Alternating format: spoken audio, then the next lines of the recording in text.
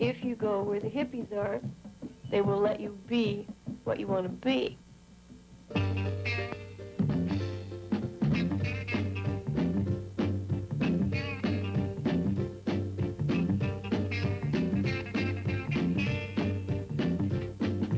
Different now than it was a few years ago.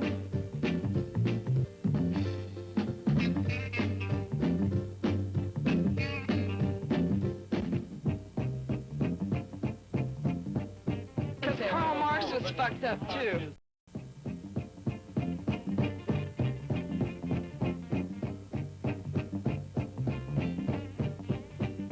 What's Haight-Ashbury like? I don't know. I'm the first general, not the last, who tried to get the war to be fought with dogs instead of people. Than it was a few minutes ago. I say it's different now. It's changed somehow. It's different now. Ain't no doubt of wishing well. You're looking fine. You're holding only air. Today may burst. You want to understand it. Oh, it's different now than it was a few years ago. I say it's different now than it was a few days ago. Oh, it's different now than it was a few minutes ago. It's different, I'm changing too.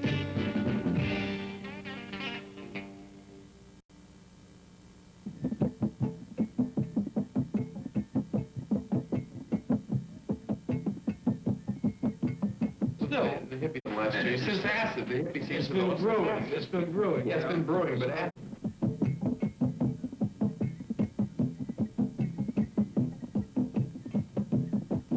Of course, it's a whole different way of life. It's a whole different way of living. But more than that, it's a whole different way of thinking. I think this is probably why so many of the civilians have no concept.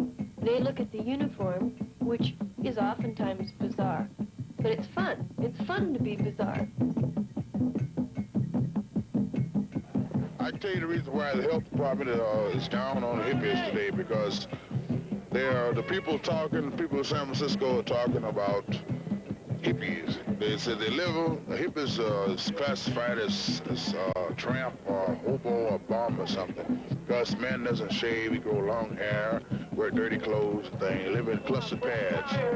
And if you live in pads, I've slept in the same pads myself.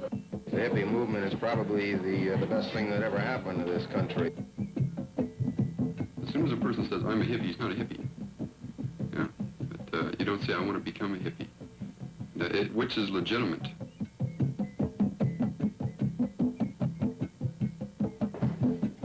That I see truth in this movement, or whatever you want to call it. I see truth. I see life in it.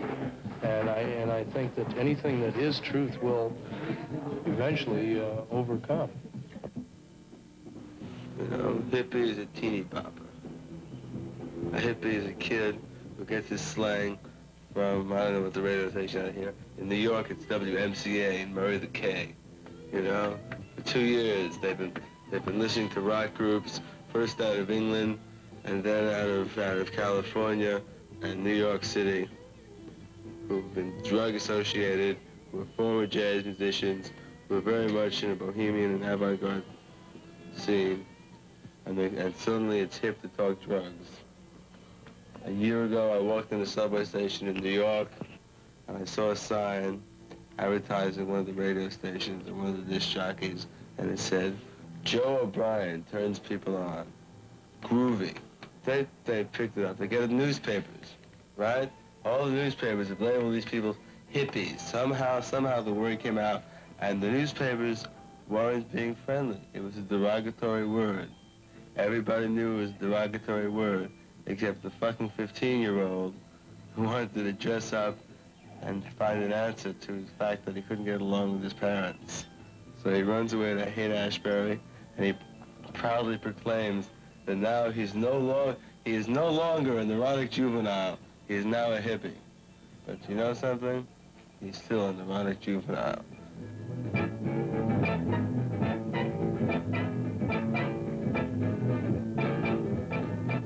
You gotta stand up and speak out. My God, that's what I've been saying. Everybody in our history has said it. Patrick Henry, give me liberty or give me death. Does the middle class people in this country, the white middle class, are they free? Don't kid me, they're not free. They're so hung up in this mess that they've generated that they're sick half the time. They have ulcers, they hate the life they lead, and they can't stand it. And you're going to tell me what should they do? Be a human being, that's all. We're going to have about 200. Haight-Ashbury is an area of about, well, 8 blocks, maybe 10 blocks, a little more if you consider the fringe areas. That's I guess, about one person for every 5 or 6 square feet. I think they have more space in China. We have tried to have digger houses. We've opened some. We've had to close them down. There are right now, in Hunters Point, 75 or 80 buildings vacant. The city won't let them have them. We're trying to get housing. We've gone to the churches who say, of course, that they can come on Sunday. Sunday they can have a place to sit out of the rain. Evenings they have no place to sleep. We're going to try to open up a place. We're looking for a house. Of course, we realize by holding 400 or 500, we'll probably get busted for a health violation. But that's all right. It's happened before. We're used to it. What's going to happen? There are going to be a lot of penniless kids on the street. They're not going to be responsible. They're not going to be mature. They're not going to be people with ideas. And they're not going to be creative artists. They're going to be kids looking for kicks. And frankly, if we don't get any help from the city, I don't want to be around. Because I don't want to see it, except I'm stupid. I like, you know, I'm too stupid to pull out. I'll be sticking around and trying to do something about it. I'll tell you one thing. To me, the diggers represent what is good in Haight-Ashbury. But the responsible, the creative, those who are more than speed freaks, those who are more than teeny poppers. And everybody's done it. There's only one thing that underlies, that I've come across, that every digger I've talked to agrees with, and that's that the world owes everybody a living. We've got this survival school here where the new kids coming to Haight Street can really find out where it's at. Sex, drugs, VD, how to avoid getting busted for drugs, how to avoid gang bangs and pregnancy, how to exist without bread. We give out 6 months of experience in 3 days. What we've learned the hard way, we pass on to the new kids for free. The kids come in, 90% of them that flop in a digger pad. There'll be one open again soon. I haven't yet learned that there's a difference between freedom and license. If there's any belief in guiding digger-person relations, it's that you do your thing, you act in your interest, you act as you see fit, provided you're not interfering with someone else, provided you're not imposing on someone else. These kids forget it. They forget it when they walk down the streets and harass, you know, straight people walking along.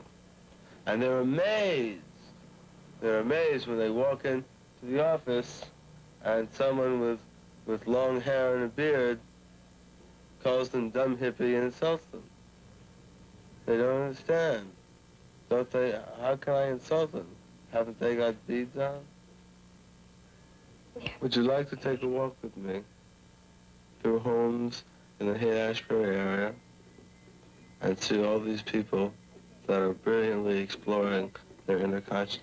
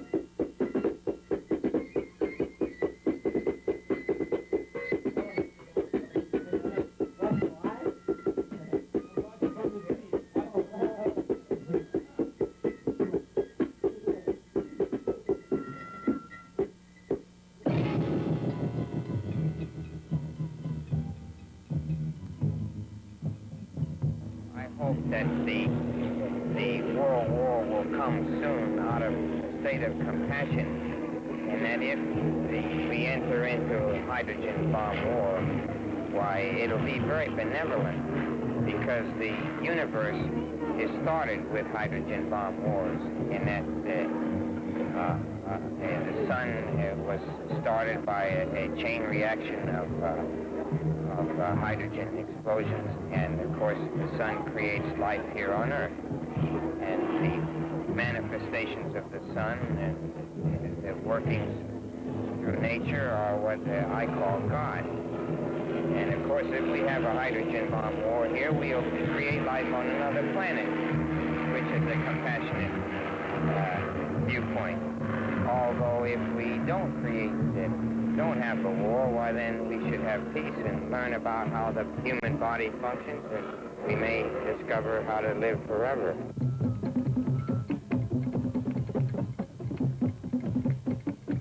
Alan,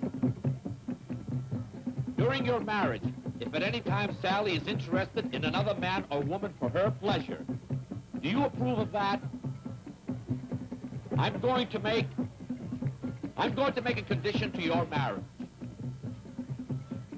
If at any time during your marriage, one or the other party wants a divorce, you will say, I divorce you, I divorce you, I divorce you, and your marriage will be null and void. Do you agree to that? Yes. Will you put your right hand into Alan's right hand? Hold hand. By the authority and the belief granted in me by yourselves, I now pronounce you man and wife.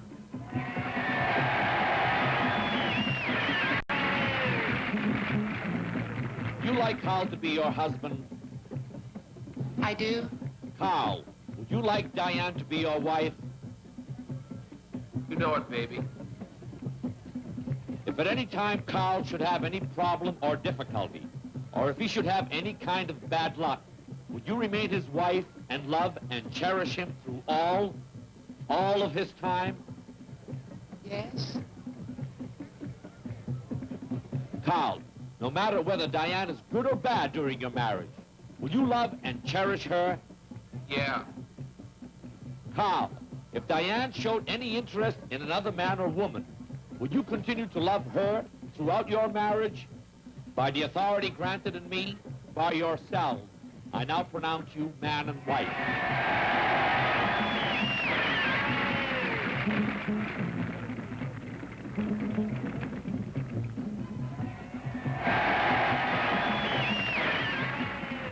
In fact, I'm sorry we got married legally. I wish we hadn't. I wish we didn't have the stigma of a legal contract overhead where we know it would be completely voluntary all the time, because love binds together, not legal contracts, and too many people are together because of legal contracts. You know, and everyone, just think, if everyone had the freedom to know that they could walk out and, you know, it wouldn't be a big legal court hassle. You know, how many people would really stay where they are? To have to wear a ring, or so people will say, oh, you know, they're married. It's like saying, you know, hey, I'm not going to do it. I mean, I'm not going to give you the satisfaction that of putting us in a type or putting us in a slot of we're married and that's it. It's like a name, you're married, and it means something to them, but boy, it means something quite different to us.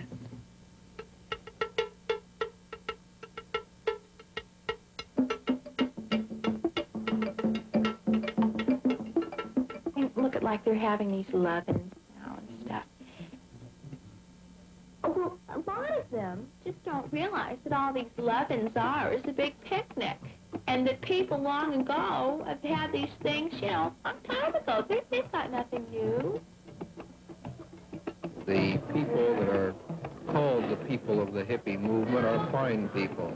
They're misunderstood people, misunderstood particularly by police authority. There's just no communication between these people. But I think to go back to this point again about the only problem really is a lack of communication between the normal community and the hippie community. Well, it looks harmless for the most part, really, except for some of the glazed looks, you begin to wonder, because you hear about this. That's a private thing, you know. Is it? Well, Is it? Yeah, you hear all this stuff about LSD and the whole bit, you know, and you wonder, you know, how many of these guys actually are, how many of them are just, you know, just making with it, how many of them are really true hippies. I mean, according to this literature. This is a great place for exhibitionists, really. They release a lot of inhibitions up here that they normally wouldn't do. We've seen a few that I know you could almost bet that they never get out of the house. Yeah, get them on the street, and they're real inhibited and everything. Before we get them out here, and they just go reserved. Well, I wonder. That's what I say. You wonder how many of them are really well, hippies, and. I don't know, and I don't imagine most of them know, really. I think it's a place to come to get together to release some inattention, possibly. I don't know what else it would be, really. There are a few that probably are protesting wars and things like this. I imagine that goes with it. Peace and love and things like this, basically, I mean, they're great. They're great. They really are. But wars are necessary, let's face it. Somebody told me, some person told me something about they wanted to have no morals at all, which is utterly ridiculous.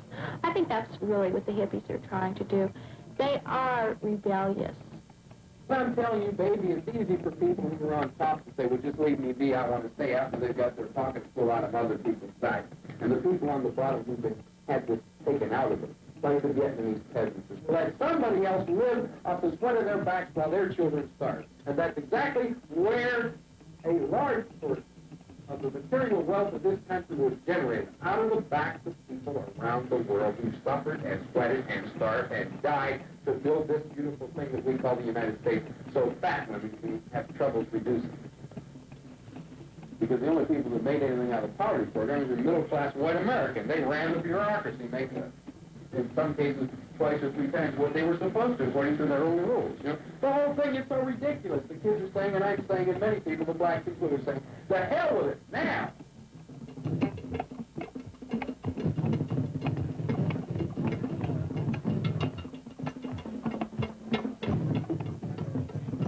In my own mind, you cannot have a fragmenting, conflict-bearing economic system, which capitalism is. You cannot continue with capitalism.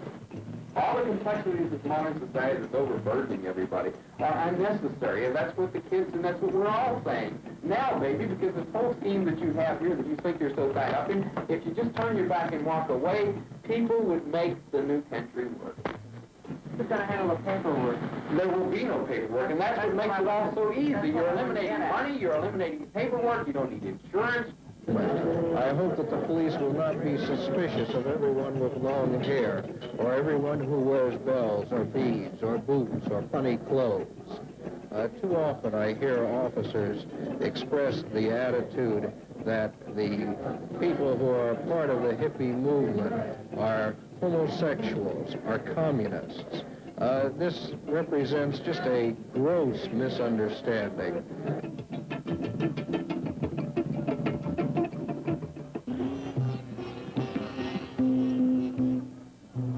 To have long hair to be harassed. It does help to have long hair. That singles you out right away. But all you have to be is in the wrong place in the wrong time. I saw 2 policemen here beat up a young kid in front of my establishment for allegedly blowing them a kiss. Long hair to the police is something obnoxious. To the people in the hippie movement, it's an expression that they are individuals and that they are going to be individuals. This is something that very often the police authority and the rest of the establishment find very difficult to understand.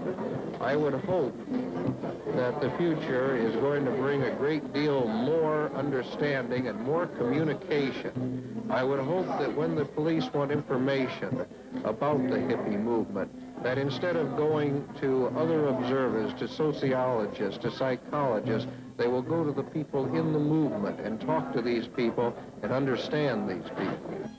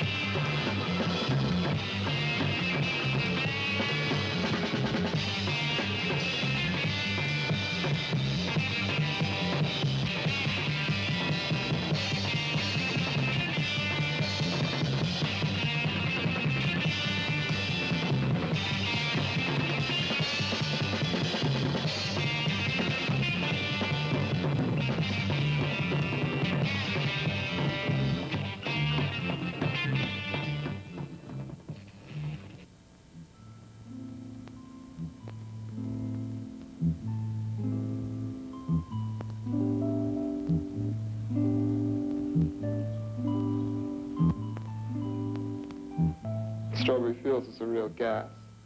It was out in the middle of the country. I mean, miles and miles of just a nature trip, you know what I mean?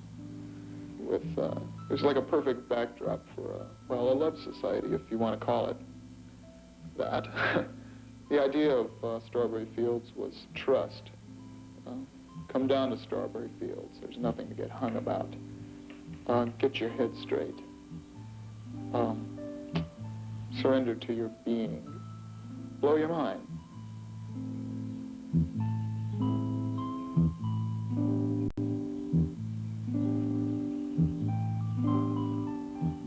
I took many acid trips here, and they were all very good acid trips because I was in nature here. There's absolutely nothing in the whole world to bum my trip. Nothing in the whole world, no bad vibrations at all. Everything was natural, beautiful. By communicating with nature that way, I could see myself. I could, the whole reflection, and it was beautiful. I can look beyond all the games that were played here, and just by looking at the land, I can say I had a good time, because it's filled with memories for me. It's cool. Yeah.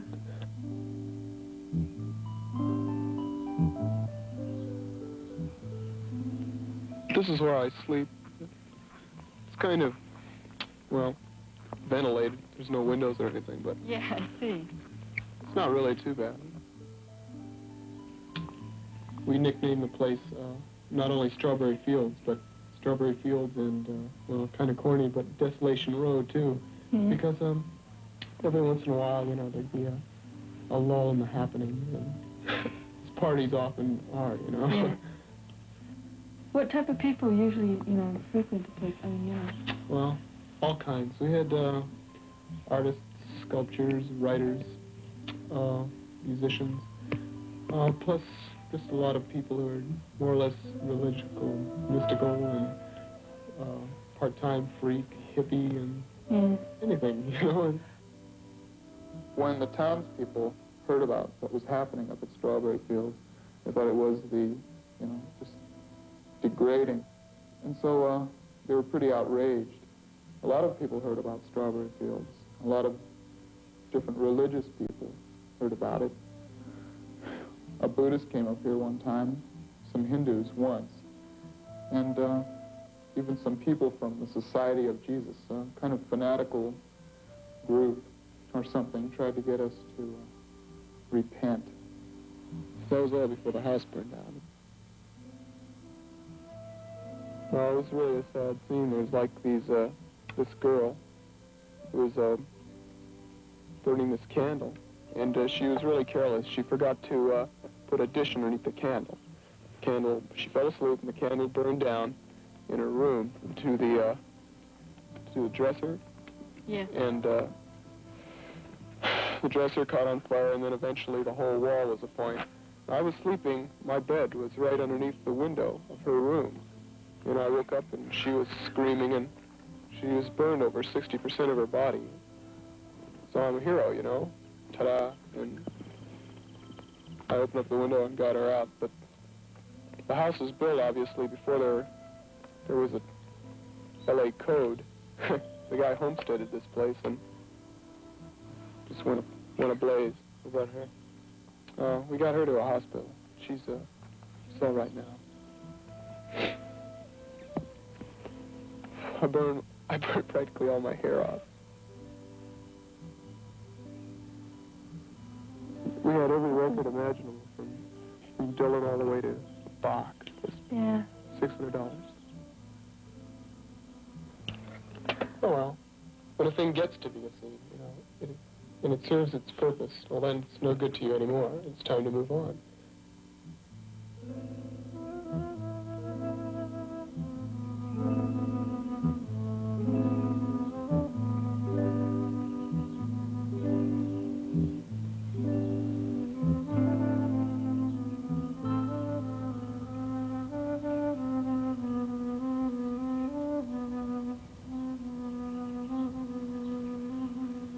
Where would you ever want to be besides right here? Where you were. I mean, I don't mean, You mean like a physical someplace. goal? I mean, something that you want to do with your life. Sure, live it. Why shouldn't everybody feel like I feel right now? Because all I feel is this immense feeling of sharing and this immense feeling of people around me vibrating and being alive and really digging it all the time, right now. There are a lot of our people, you know that? There really are. And they're not only just hippies. Really? They aren't. They are all hippies, if you want to name that a hippie. Yeah, but there are lots of people who dress. There's people that have never taken drugs and who dress as straight as my mama back home, man. And they're as hippie as I am.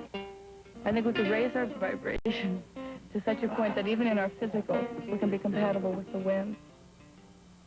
My parents told me last time I talked to them, they wanted to commit me. They thought I should be committed. And like I'm saying, but all I feel is love. Why would you want to? And they're saying, how can you accept love as a reality? Because there isn't any. Yeah, they talk about you. You know? You mention the word God, and they think you're bound for Camarillo. And right. The community has just been entirely instigated by this place. They figure that we're a blot on their country, and a blot on their society, and a blot on their white sheep virtue. But the kids don't feel that way, see? They're still the same people, only this year they've been turned on. And they're just, this summer, they're not going to be doing the same things that they did last summer.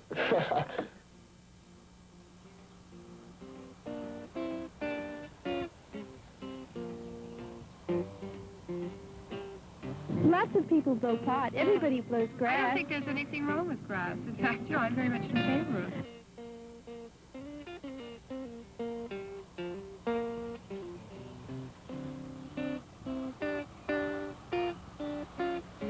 I worry a lot about what I'm going to do. Yeah, but what do you mean, what are you going to do? In the future? What I'm, my gig, gig. In the proper You'll time. You'll find out if you just keep expanding your consciousness, man. Just keep going on Leave trips like yourself the open Bible so and that Christ when it hits you, and you Buddha won't. and these people. Open your mind up to who these people really are. And then you'll see it all in yourself, and you'll find out that that's what you are. Well, if you know who Christ is, I don't really know too much about Buddha. I don't mean knowing about him, I just knowing the feeling of him. I haven't read very much either. Well, be careful when you start reading because they seem so diametrically opposed because of the words they use. But if you look deep enough, they're First saying of all, the same connect the thing. two sticks. Like by doing Because it like across the one way total and absence across of the God and the total presence of God is really the same thing. It's just a different way of describing a situation. Right, exactly, it is. It's just alternate viewpoints, which there is to everything. Except they're not really that alternate. They're the same. Yeah, right. But that's what, most of the time, like when we're talking, we don't even know, but we're all saying the same things. Like, love me and I'll love you and let's all groove together.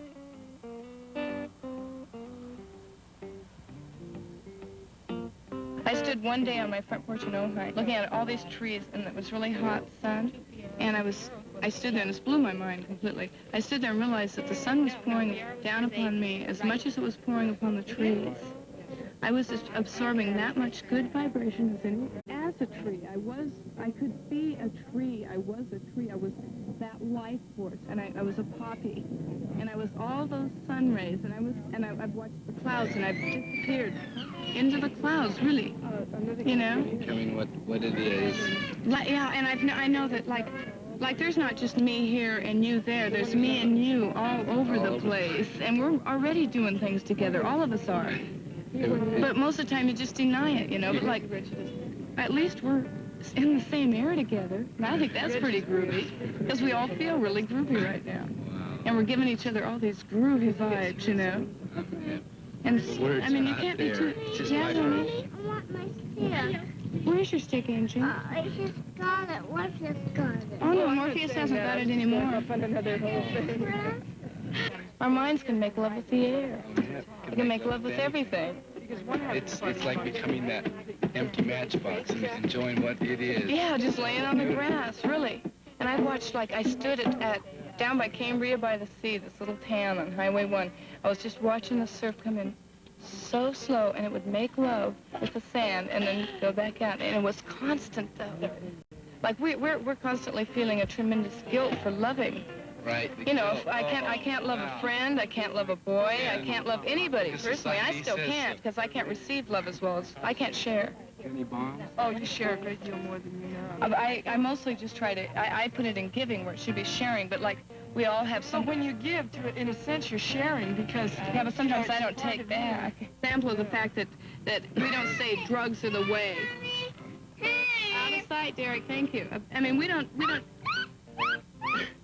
advocate drugs as a way of life or anything. In fact, our world doesn't really...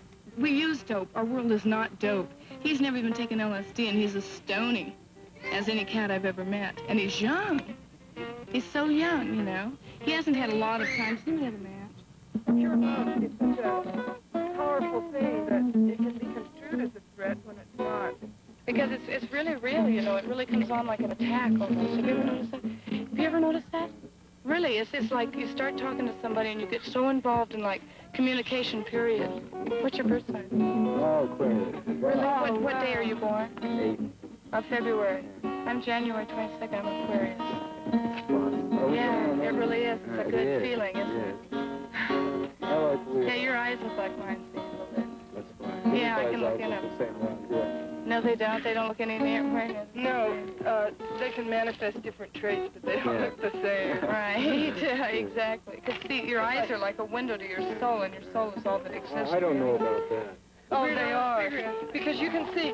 Because a person can control his eyes a lot better than Yeah, but people... I can't control my eyes. I don't even know what they're doing. People who aren't afraid don't try. You know? It's only when you're afraid that you try to control your eyes because you don't want anybody to see what's going on for fear that maybe they'll use it against you. Sure it is. Because if you really love them... Any kind of ego trip, Mark, is But still, you can't defense look trip. right into that. Huh? Oh, you can't tell what Any kind of ego trip is a defense. Listen, okay, you want to get rid of ego? No, I just want to transcend mine. Personally, I don't know what anybody else wants to do with theirs. Everything has good and bad. Well, you know, just take the good and try to get rid of the bad if you can. Okay, but who's going to say what's good and what's not good? No one but you yourself for Yeah, yourself. right. If we all at one time let loose with all the love we had, man, there would be God manifested in love right there.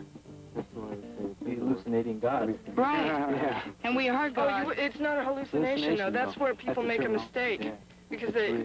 Yeah, it is. I think It's the God only is real just thing. like anything else, you know. I think it's I God. understand. Yeah, I know. It's easily used as a defense. I'm not sure that it isn't totally that.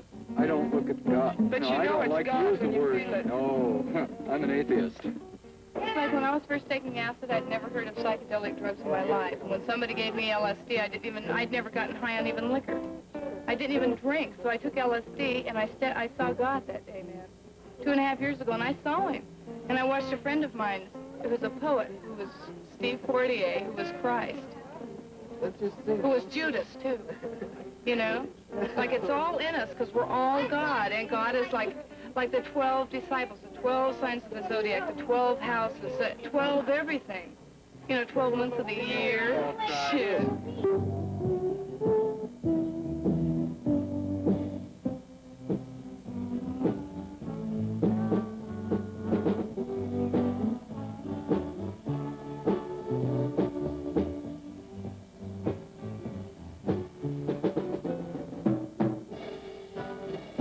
I'm getting high. It's coming through my ear.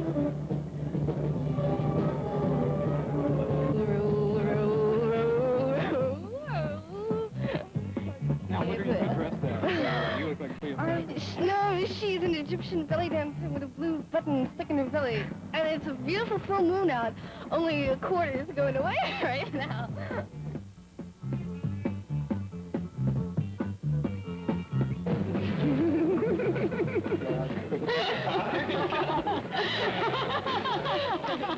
What the United States needs is for somebody to get into the main reservoir and drop 500 cats, you know.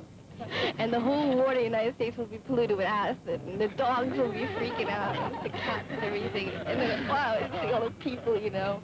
Or, no, just to give it to all the heads of state. Yeah, I'd really like to turn back the mirror on. What you have here is the gathering of the tribe. No, the acid tribe. Everyone here has been through the whole scene. Now most of them can get where it's at in their minds without acid. So we're going to a whole new plateau, level of consciousness, you know. The wheel of life keeps turning, and you gotta choose. This is the whole idea of the acid graduation. You know, it's time to change. We're leaving the old. We're gonna try new things. We're going to a mind-expanded view of life without acid. That's what's happening. Please don't give yourself away, man. I'm watch out girls then. I mean, it's college boys in America. Hassler. Hassler's his name. We don't even bother with the equipment anymore, I see. And so we're dashing along through Texas, lieutenant in the Army, just so he was used to getting up.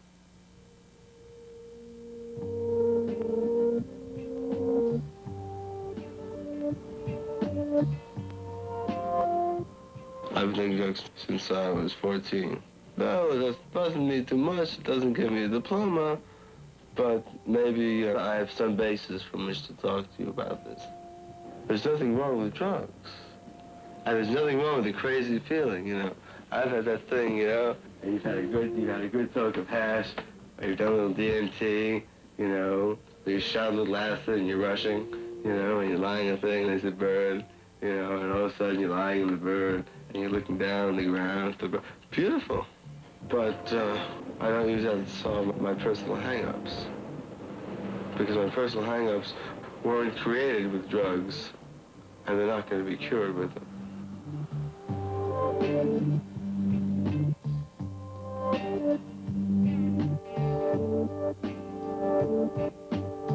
My name is Marianne, and I'm 16. Well, see, I've been up on acid 40 times. And I've smoked pot, and I've smoked DMT sprayed pot, and I've smoked hash, and, well, and I've taken pills, you know, and I've been through the whole thing. You know, like this hippie thing, that's another thing of this love trip with these hippies. It's like they've taken acid, they experienced God, you know, if they take the right acid. This is what acid is supposed to accomplish. But when you start putting in belladonna and methadone and cocaine and all kinds of other garbage in with it, you really can't expect to get what you're supposed to on acid because it just stops you. If you really get the right kind of acid and get to where it's at, it's marvelous, of course. You're where God is at. You know, there's no special merit to drugs except it's an escape. It's no worse than alcohol or housewives taking tranquilizers or a million other, any crutch. You know, if you can use a crutch, use a crutch. And if you get high and it's fun, get high and it's fun. But don't make a religion out of it. When you get there, you think everything's really supposed to be like a big garden, and all anybody would ever do if they were doing the right thing would be to sit under a tree and would never wear clothes because that's just a hang-up. And, you know, everyone would just meditate every day. And, like, it's the type of thing where you say, where the hippies say, well, you know, everything is really groovy. You know, it really is groovy. But, man, like, take a look around. At some point, you know, you need to realize that you're going to have to deal with yourself, stone cold sober, painfully unnumbed, and face some very, very, very real anxieties.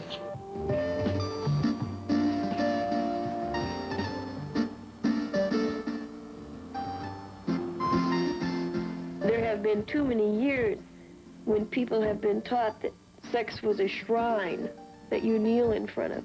And that's bullshit.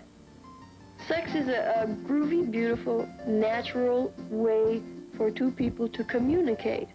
It's a mutual thing like a handshake.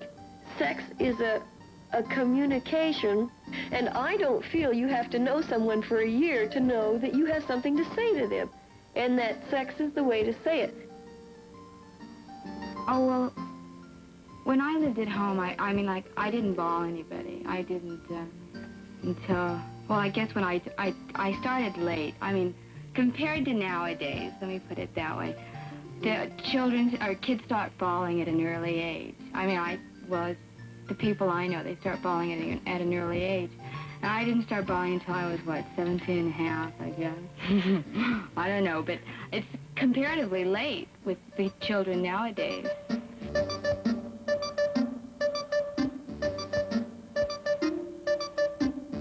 Kids say they're older than their folks were at 18, and their folks say they were older than their folks were at 18, and probably they all were. But I think there was probably just as much tussling in the haystack then as there is tussling in back seats of cars now. So many of the kids, I think, use it as a kind of status thing. Who can lay the most guitarists? Who can lay the most famous drummer? And this is a very unhealthy thing. But I think there were many of our mothers who would have dropped their drawers for Frank Sinatra if they could have had a chance. It's an everyday thing. I mean, it's not, it's like an all-the-time thing, you know? I mean, if it's possible, or if that's the way you want it, because it's just not built up like under the standards that like our parents or our grandparents had it brought up under them, like where it was shoved up and hid in the closet and don't go in there because it's bad for you. And how girls should be virgins until they're married and save yourself for your husband. Right. And I don't believe in that. I think that if you keep your virginity like that, it's like having a Christmas present. You just don't open it, you know.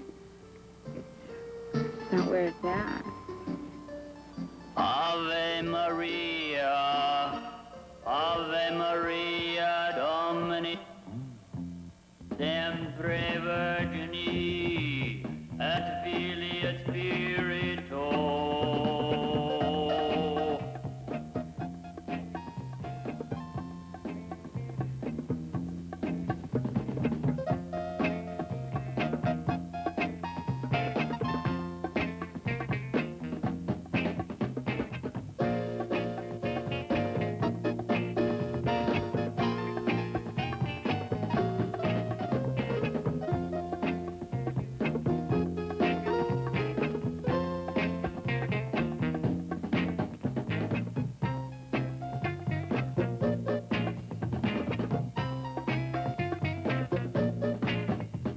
psychedelic painting is more, than just, blowing your mind and seeing what's there. It's a matter of not only seeing a body, but seeing the art relationship in a body. Notice a woman painted psychedelically. Can you remember a woman by her face? You go through Bazaar, most all of these things, and the women are quite noted, for who the women are. But these psychedelic body painters and things, it's totally unimportant what the woman's face is. And notice they're not face painters, they're body painters. It's all woman that they're painting. It's all woman that they're making beautiful. It's the glorification, of the body, of raising the body to a work of art in itself, which it is.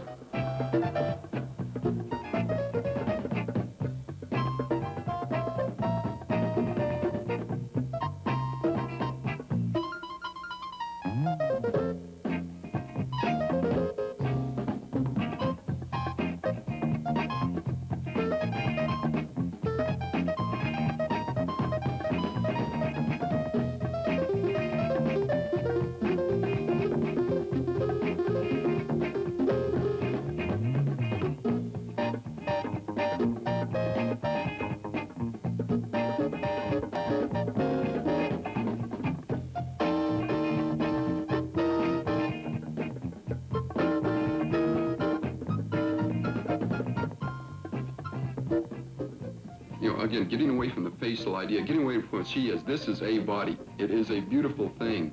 This goes into the self-God relationship. Let me, create, touch, move, flow, worship, adorn this body. In other words, it's not a guy out of his mind, slapping paint on a woman. It may come out like that. Picasso's things come out like that, but Picasso knows what he is doing. He can make a drawing that looks like a 12-year-old child. Why is he superior? Because he knows exactly what he's doing, as nonsensical as it comes out. And when a guy paints a woman's body, that is his own way, of adorning, of making it, a beautiful thing.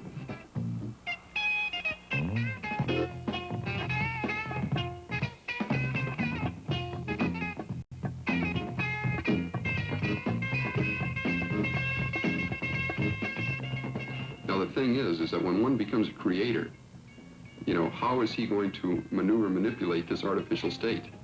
And to look at a woman, like I say, the body is beautiful, unadorned, just by itself. Some bodies are the women that have been turned on to make them precious. Okay, now how are you going to relate to that? It's not a matter, most people relate it, by sweating against it, panting against it, banging against it, whatever.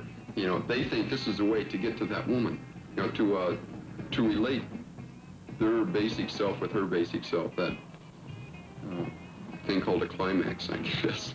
They kind of those, that man goes through so much just to have a few seconds. When, if one can do it properly, that tie-in can hold over for much longer than that.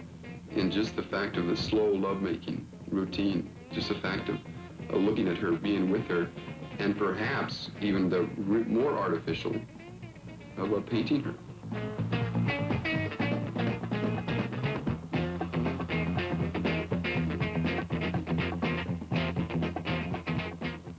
With the proper woman, to actually adorn her with paints or with clothes, whatever. In a sense, when I take my wife out and buy her clothes, I'm adorning her body. And if I do that in the proper state, see, that's not any different than painting her. A turned-on person, since is turned on to all the states of the beauty that they exist in. It doesn't make any difference whether I paint my wife's body or whether I buy her beautiful clothes. The fact is I am making her a more precious object.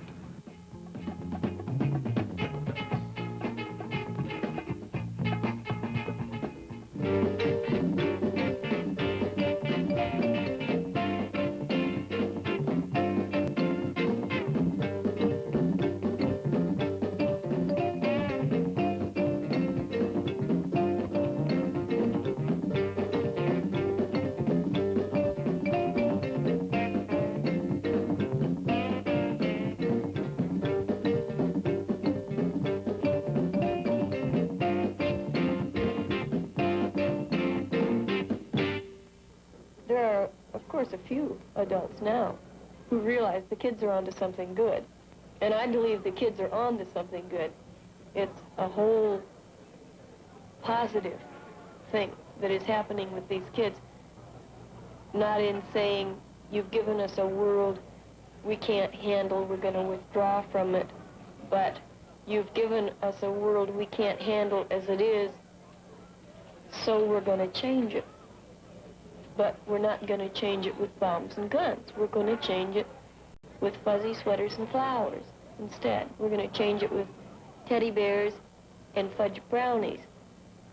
This, again, is something I think that the adults can't grasp, because they have shaped their world, our world, into what it is with guns and bombs. They have no concept of outloving the enemy, for instance. Do him so much good he doesn't have a chance to do you bad, for instance. Get him with a kiss before he can slap you. This kind of, they have no concept of it. And you can't really blame them for not understanding.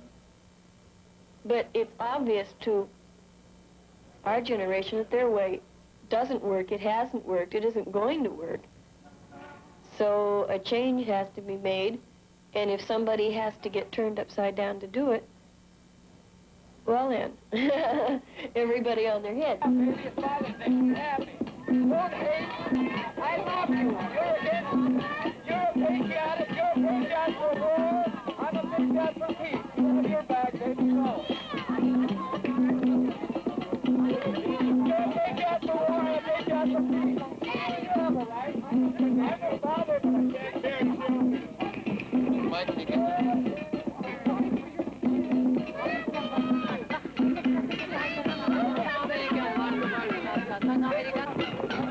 Naval salute. You have beautiful navels. Guard your navel at all times. It's your most precious possession. General Hersheybaugh, the sweetest general in the Pentagon, who said, kiss, don't kill. You make more friends that way. I'm the first, not the last general who says war is immoral. War kills people. That's not nice, but love makes you feel good. Hello, lovers. That's all I say. My message is love, baby. I'm spreading the love conspiracy. I'm the first psychedelic general in the Pentagon, and there's the second one, General Wastemoreland. Naval salute, naval to naval. He's wasted Moreland. I graduated from the Naval Academy, NAVEL, of Love and What's Peace. going on here? Which being located at Indianapolis and close to Annapolis makes it official. I run against LBJ in every way. Plant flowers, not people. That's my program. I'm the first general to instigate the plant-in. I'm General Waste More Land. Hot damn, but I'm tired of wasting land. Here's some material. I just got back in from Vietnam, where I've wasted more land than any other general in history.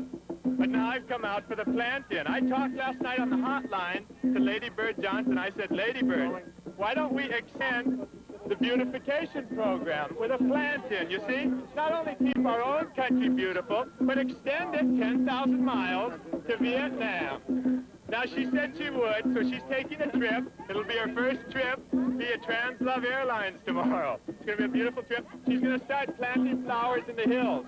Also, I spoke to Smokey the Bear, the all-American bear, who said that he was going to Vietnam, too, to stamp out nasty, nasty, naughty, naughty napalm fires. You see, we want children all over the world to grow up, not burn up. Well, I think General Hersheybaugh, that stupid name, I think he's a communist and he's on LSD. I'm not against the Vietnam War. I'm against war. I'm against death. I'm against dying unnecessarily. If we're good enough to go over and fight for our country, I don't see why these guys here can't. Well, I'm a pacifist. I cannot support dropping napalm. I cannot support killing innocent people. I cannot support suppressing people in any way.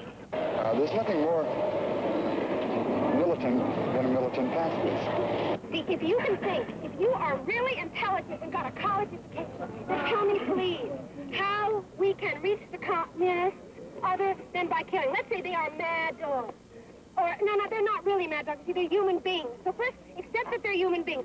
Is there any other way, even if it takes 100 years, to reach them without killing? If they are right now trying to attack us, what is the first thing we can do that is non-violent? Then you have created a beautiful, brilliant, intelligent idea worthy of your education. If you can think of an alternative to killing, don't you understand what I'm saying? Think of an alternative to killing. I don't say stop fighting now. I don't say get out of Vietnam. Think, and maybe one day you'll be able to do that. You see what I mean? Then you can move, because you're going to get bored being a soldier, even if everybody gets bored. There's no alternative to violence except violence. There are many people more educated than myself. Name another one. I'd like to see that myself. But no, name another one. I can't think of a way. Hey, baby, name another one. I don't know of a way. Okay, if there was a way, I'd be behind it. If I thought that to have a pure world would mean... I don't mean a pure world. I'm talking about today. What you described to me would be what I consider to be a dream, because I wouldn't be afraid to raise my children in any world like you just described. But the reason I'm in the Army is because when I get out and when I start my life and when I know what I want to do and I do it and I have my children, I want to know that if we're not free, if there is still a conflict going on, that I wasn't doing all that I could to stop it at the time that I could. Get out of all those countries and come back home. All the guys. We can dance with all these chicks. Look at all these chicks around here. Yeah, we all have to dance by ourselves. We need partners. Send all the guys to Vietnam home to dance with us. That's what we want. Keep us Why are you here? Huh? Here to dance Because I like love you. and dance and yell and scream and be happy. and be happy. Love. Forget about all the rest of that crap. Yes. No idea your motive? Just dance, honey. Pardon? What do you do for a living? I'm in the Navy right now. Yeah. And, well, in 30 days I'll be going over to Vietnam for a year. Yeah, I can't understand why you feel you are doing your country good by going and fighting in Vietnam. Because there's a lot of people in this country that don't think that is doing this country good. They think it's doing this country harm. Don't push it, please. There's a sharp edge around the truck. First, back the W papers. Now signed about 200 gas cards, 1,700 pieces of paper. But the Chinese won't be seated until Mao is over. 30 years in office, and things have settled down. There's Disneyland in Moscow, and Lucy's babies crowded into khaki pants and shipped off to the war. A model of just how to raise another Texas hypocrite. Well, the way I feel, if they pull the guys out of Vietnam, these kids won't be back in here doing this demonstration. They'll be having a pick and shovel in their hands, digging for the communists, not doing anything else.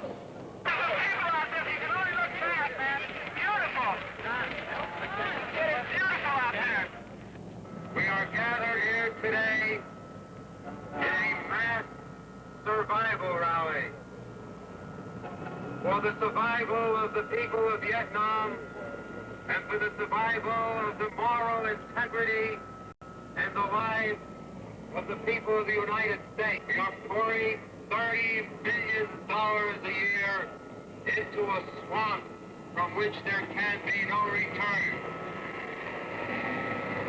We agree with President Charles de Gaulle of France that there can be no peace in the world until the United States stops its foreign intervention in Asia. The show we're patriotic. We brought red strawberry, we brought white cake, and blue drink.